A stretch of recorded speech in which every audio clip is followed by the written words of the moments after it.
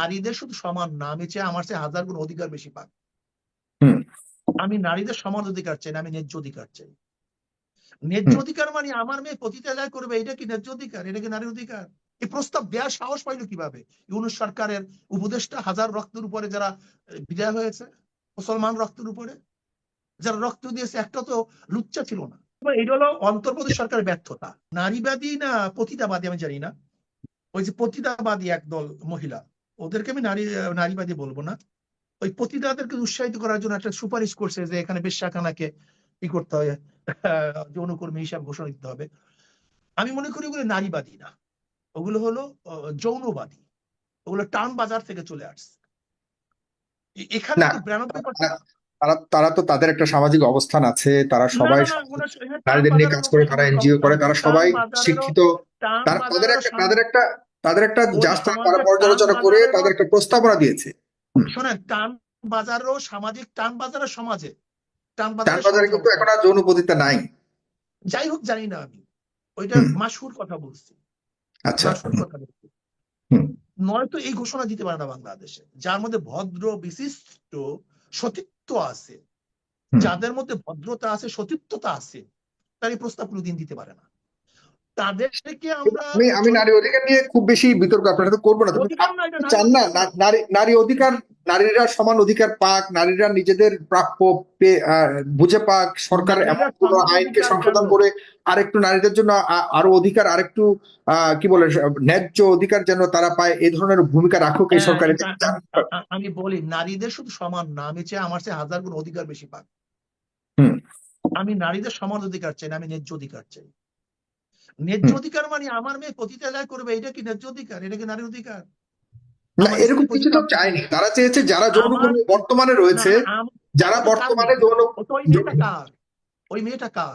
ওটা যে কারো হোক, কিন্তু তারা তারা তো উৎসাহ আমি দিচ্ছে না, আমি তারা এই যারা এই রয়েছে কাজে বর্তমানে তার মেয়েকে তারা ব্যবহার যেন করবে তাদের কিনা? অধিকারটা পায়, তারা যেন তাদের না ওই না, শ্রম, এইটা তার মেয়েকে ব্যবহার করবে কিনা, এবং সে নিজে কাজে লিপ্ত হবে কিনা। তাদের এই তার প্রস্তাবনার মাকে মাঝে তো আর অন্য তার মা, কাউকে উৎসাহ সেটা তো আমার দিচ্ছে না। বোন, সেটা তো আমার এক মায়ের মেয়ে। ওই হুম মেয়েটা আমার বোন, হুম ওই মেয়েটা কোনো আমার ভাইয়ের মেয়ে।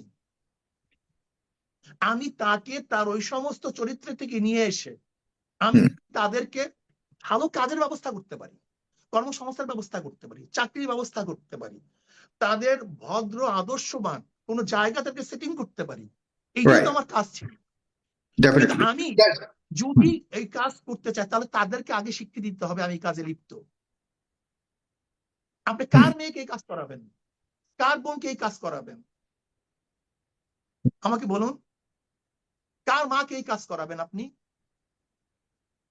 কিন্তু কারো মা বোনকে দিয়ে কাজ করানোর কথা বলেনি, তারা যেটা বলেছে যে যারা এটা যৌনকর্মী বর্তমানে করতেছে যে বাই ব্যক্তি প্রফেশন, করতেছে, পেশা হিসেবে যারা এটাকে যে নিয়েছে, যেমন ব্যক্তি করতেছে, দৌলতদিয়াতে সে আছে, ব্যক্তি আমাদের দেশে কারোর কিছু কিছু একজন মা জায়গায় আছে, হবে, যারা কারোর অলরেডি একজন এই বোন কাজে হবে। নিয়োজিত পেশা হিসেবে তারা নিয়েছে, তাদের ওই পেশাটাকে যেন অবশ্যই সরকার রিকগনাইজ করে, না যে না, তারা এই এই, পেশা কেউ যদি বলে, কেউ যদি কোনো বাচ্চা দিয়ে বলে আমি মদ খাওয়ার পেশায় ব্যবস্থা করবো, একজন বাবার উচিত তাকে ভালো একটা পেশায় সংযুক্ত করা।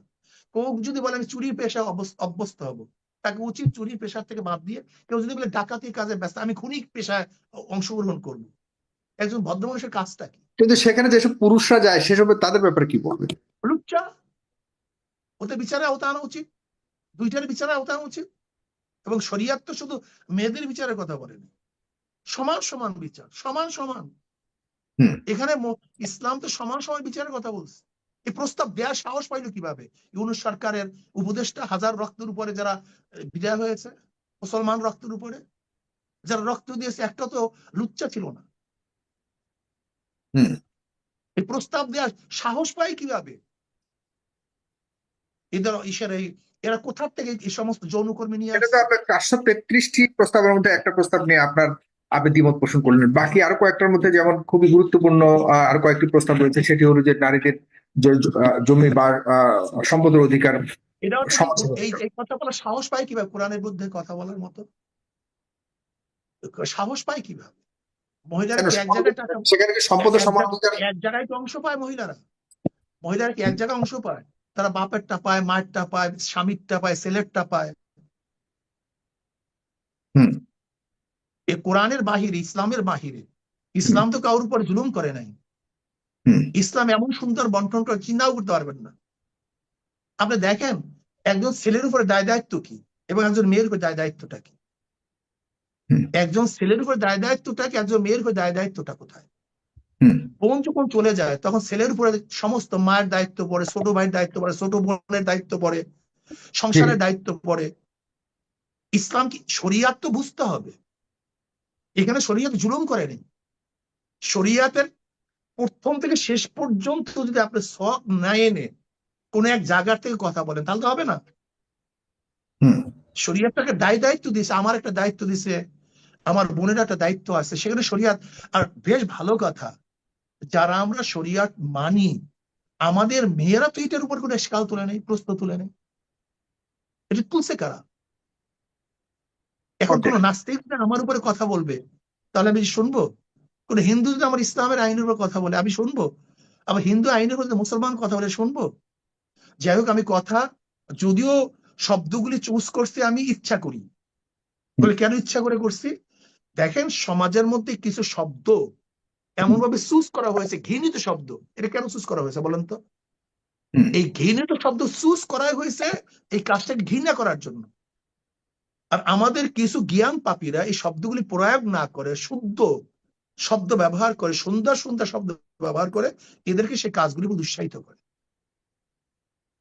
রাইট জি আমি আপনার কাছে আরো অন্যান্য অনেকগুলি বিষয় আছে সেগুলোর মধ্যে একটু যেতে চাই সেটা হলো যে এনসিপি না বা মানে এইটা আমি ছাত্রদের বলবো, এইটা হলো অন্তর্বর্তী সরকারের ব্যর্থতা। এই সমস্ত কোথা থেকে সরকার কুলাঙ্গা কিন্তু এখনো এটাকে অ্যাপ্রুভাল দেয়নি জাস্ট তারা সুপারিশ অ্যাপ্রুভাল দিচ্ছে দেওয়ার আগে যে পাইতে কোথায় সে? হুম রক্ত দিয়েছি আমরা। দেখেন সাগর সাহেব, খুব ভালো মতো বোঝার চেষ্টা করবেন। হুম কেউ ছিল নেপথ্যে, হুম কেউ ছিল নেপথ্যে। ধরে নেন আজকে হাজারো ছাত্র বৈষম্য ছাত্র আন্দোলনের যারা সিনে ছিল না, এরা বলতো কি আমরা নাই? দেখেন তো অন্য অন্য সংগঠনের কেউ কি সিনে ছিল? বলতো আমরা নাই। কিন্তু আমরা তো মাঠ পর্যায়ে ছিলাম। যদি ব্যর্থ হতাম আমাদের অবস্থাটা কি হতো আপনি বলেন তো? হুম অনেকে বলতো আমরা নাই, আমরা ছিলাম না। অনেকে তো সরকার এসে 3 তারিখ 4 তারিখ এক্স্যাক্টলি বৈষম্য করেছে, রাইট কিন্তু আমাদের কোনো উপায় ছিল না।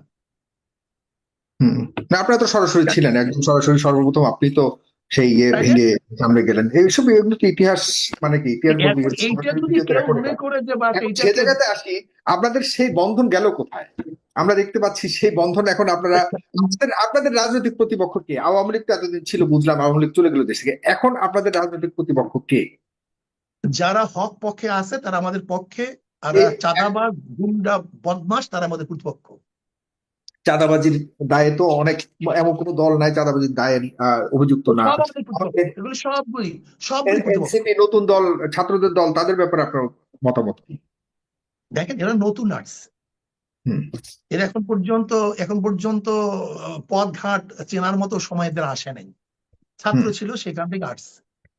হুম আমি মনে করি যারা এরা জ্ঞানমূলক কাজ করলে ভালো রেজাল্ট করতে পারে, হুম ভালো রেজাল্ট করতে পারে যদি বুদ্ধিমত্তার সাথে কাজ করে। হুম আবেগের সাথে কাজ করলে ফেল করবে। হুম এই রাস্তা খুব পিচ্ছিল রাস্তা, কণ্টকাকীর্ণ রাস্তা, কুসংস্তীর্ণ রাস্তা নয়। হুম রাজনৈতিক রাস্তা কুসংস্তীর্ণ নয়। এখানে কে শত্রু কে মিত্র এটা চিহ্নিত করাও খুব কঠিন। হুম কাজে এই রাস্তা অতিক্রম করা তাদের জন্য বা আমাদের জন্য বা কার জন্য খুব সহজ না। হুম এর জন্য বিজ্ঞ অভিজ্ঞ জ্ঞানী আল্লাহর রহমত সবকিছুর প্রয়োজন। যদি তারা আলহামদুলিল্লাহ বুদ্ধিমত্তার সাথে আল্লাহ পাক রহমত নিয়ে এবং ইখলাসের সাথে দেশের সেবার উদ্দেশ্যে যদি কাজ করে তাহলে মানুষ গ্রহণ করবে। আর যদি এগুলি না